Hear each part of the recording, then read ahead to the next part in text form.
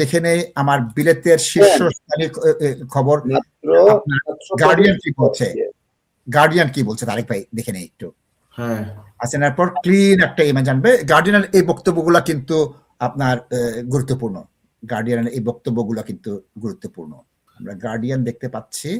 আমরা একটু রয়টারটা কি দেখতে পারি? রয়টারটা দেখি তারেক ভাই। আমরা রয়টার দেখতে পাচ্ছি। তার ফলে আন্তর্জাতিক যে ভাবমূর্তিটা আমার মনে হয় এবার একটি পরিবর্তন দেখতে পারবো। এই বিষয়ে আমি মুস্তাফিজ ভাই এবং সেলিম ভাইয়ের কাছে যাচ্ছি। মুস্তাফিজ ভাই, ডেফিনেটলি আপনার এখান থেকে যেহেতু আপনার তারেক রহমান বাংলাদেশে গেছে, তার ইমেজ তো আমার যতটুকু জানি বুঝিবে, যেহেতু আপনার ইমেজ ক্লিন আছে। এবং আমার আরেকটা মনে হয় যে বহির্বিশ্বের যে কোনো সরকারই চাবে নতুন একটা সরকারের সাথে আপনার পজিটিভ সম্পর্ক তৈরি করা। সো ভেরি আনলাইকলি আমি মনে করি যে কোনো বাইরের রাষ্ট্র তাকে ওয়েলকাম করবে না। তারেক রহমান যদি প্রাইম মিনিস্টার হিসেবে শপথ গ্রহণ করেন, আই থিঙ্ক ভেরি কুইকলি আপনার বিভিন্ন দেশ থেকে তার কংগ্রেশন টানা হবে। এবং বাংলাদেশ কিন্তু একটা গ্রোয়িং ইকোনমি। শুধুমাত্র যে আপনার ইন্ডিয়ার ইনফ্লুয়েন্স অথবা আমেরিকা এবং চায়নার যে এখানে আপনার ব্যবসা বাণিজ্যের যে ইন্টারেস্ট আছে, এটা কিন্তু অন্য সব দেশের জন্য কিন্তু আপনার বাংলাদেশ একটা ডেভেলপিং কান্ট্রি, যেখানে পারতপক্ষে আমার মনে হয় না কেউ চাবে যে এটা নেগেটিভ ইমেজ করার জন্য। So I think everyone will welcome him positively. Salim ভাই, যে আমি সেটাই মনে করি ইন্টারন্যাশনালি সবাই, স্পেশালি আমাদের যে সমস্ত দেশের সাথে বিভিন্ন ধরনের বিজনেসের কারণে হোক, বিভিন্ন কারণে আমাদের সম্পর্ক আছে।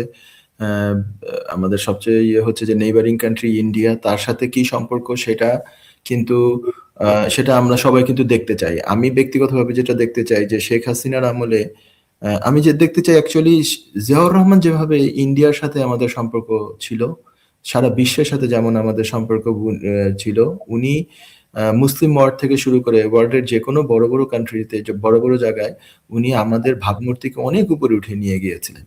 এখন ওনার কাছে খালেদা জিয়াও সেই ধরনেরই পজিশনে নিয়েছিলেন, কিন্তু জিয়াউর রহমানের সময় আমাদের ইন্টারন্যাশনালি আমি মনে করি আমাদের দেশের ভাবমূর্তি সর্বোচ্চ পর্যায়ে চলে গিয়েছিল। সেই পর্যায়ে কিন্তু নেওয়ার এখন তার সুযোগ আছে, তার কাছে ম্যান্ডেট আছে, মোর দেন 2/3 ম্যান্ডেট আছে, এবং তার দল সবচেয়ে বড়। এবং হচ্ছে উনি যদি আগ্রহী হন, উনি এই ইউকে থেকে অভিজ্ঞতা অর্জন করে গিয়েছেন, উনি যদি আগ্রহী হন, সোচ্চার হন, তাহলে কিন্তু বাংলাদেশের ভাবমূর্তি অনেক উজ্জ্বল করার অনেক সুযোগ তার হাতে আছে।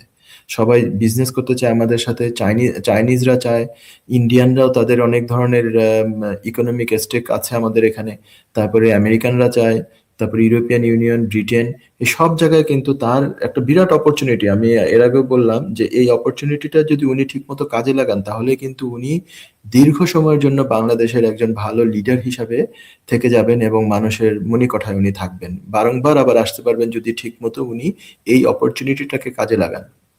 আর আরেকটা জিনিস হচ্ছে ওই তারেক রহমানের ক্লিন ইমেজের ব্যাপারে আরেকটা জিনিস দেখেন, একটা লক্ষ্য করবেন, উনি স্ট্রেট ওয়ে আজকেই এখনো বাংলাদেশে ভোর কিংবা একেবারে হয়তো রাত তখন 3টা বা 2টার দিকে ডিক্লেয়ার করা হয়ে গিয়েছে, উনি বলে দিয়েছেন যে কালকে কোনো বিজয় মিছিল হবে না, কালকে শুক্রবারে মসজিদে এবং যদি অন্যান্য প্রার্থনা যে কেন্দ্র আছে মানে মন্দির, গির্জা, এগুলোতে দোয়া মাহফিল হবে, নামাজের পরে দোয়া হবে, শুকরিয়া দোয়া হবে, আল্লাহর কাছে শুকরিয়া আদায় করা হবে। এটা খুব ভালো দিক, কারণ যখন হয় মিছিল হয়, আগে বিজয় মিছিলে আমরা দেখতাম অধিকাংশ ক্ষেত্রে তখন যেটা হতো যে বিজয়ী দল মিছিলের মাধ্যমে বিজিত দলের যারা হেরে গিয়েছে তাদের বিভিন্ন বাসায়, প্রতিষ্ঠানে, অনেক জায়গায় হামলা হতো।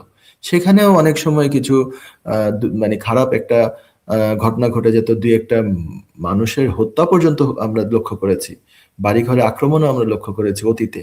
তো বিজয় মিছিল থেকে এই তো সেটা না করাটাই হচ্ছে যে মানে আমার মনে হয় এটাকে আমরা ওয়েলকাম করি এবং এটাকে আমি খুবই সাধুবাদ জানাচ্ছি। এবং এই যে দোয়ার ব্যাপারটা, এইটাও কিন্তু বাংলাদেশের মানুষ ধর্মভীরু, বাংলাদেশের মানুষ এটাকে খুব চমৎকার ভাবে নিবে। দোয়া করার তো মানে সব ধর্মেই তো হচ্ছে যে আমরা এটাকে ভালো চোখেই দেখি, তো এটা তো একটা দোয়া বা শুকরিয়া আদায় করা, এটা অত্যন্ত একটা ভালো উনি একটা সিদ্ধান্ত দিয়েছেন এবং দিন শুরু হওয়ার আগেই দিয়েছেন।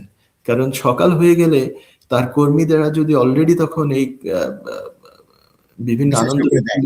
বা এগুলোতে শুরু করে দিত, সেটা আগেই থামিয়ে দিয়েছেন তারা। এবং এটা যদি উনি কঠোরভাবে আরবারও বার্তা দিয়ে দেন যে এটা কেউই করতে পারবে না, যে করবে সে হচ্ছে যে দলীয় শৃঙ্খলা ভঙ্গ করলো। এখন ওনার হাতে তো পাওয়ার আরো বেশি, উনি তো এখন রাষ্ট্রীয় ক্ষমতা পাবেন, উনি দলের। আবার আরেকটা জিনিস কি জানেন নিশ্চয়ই, জুলাই সনদে একটা জিনিস আছে কিন্তু, যে যিনি প্রধানমন্ত্রী হবেন উনি দলীয় প্রধান থাকতে পারবেন না। এটা আমাদের ইউকেতেও এরকম, ডিসেন্ট দিয়েছে বিএনপি। বিএনপি ডিসেন্ট দিয়েছে এটা। এবারে প্রধানমন্ত্রী থাকতে পারেন, ডিসেন্ট দিয়েছে, সুতরাং এগুলো বাস্তবায়ন হবে না সেলিম ভাই। আমরা কিন্তু মানে আমি যেটা ব্যক্তিগতভাবে চেয়েছিলাম, আমি হায়ের পক্ষে ছিলাম এবং আমি চেয়েছিলাম বিএনপি আসুক, যেহেতু আমি এককালে বিএনপির একনিষ্ঠ কর্মী ছিলাম এবং আমি ছাত্রদল করতাম। এখনো আমার পার্সোনাল কন্ট্যাক্ট সবচেয়ে বেশি আছে বিএনপির মানুষজনের সাথে, তাদেরকে আমি উইশও করি এবং আমি চেয়েছি বিএনপি আসবে, কিন্তু বিএনপি জুলাই স্পিরিটকে ধারণ করবে এবং বিএনপি দেশটাকে, দেশ থেকে যে আগের যত জঞ্জাল আছে সেগুলো দূর করে দেশটাকে খুব ভালোভাবে চালাবে। তো এটাই হচ্ছে যে আমি চাচ্ছিলাম এবং এখনো এটাই চাই। তো এই সমস্ত দিকগুলো যদি উনি কাটিয়ে উঠতে পারেন, উনি যদি ডিসেন্ট দেওয়ার পরেও যদি উনি কিছু কিছু আবার রিকনসিডার করেন ওনারা, তাহলে আমার মনে হয় যে জনগণ খুব সাধুবাদ দিবেন।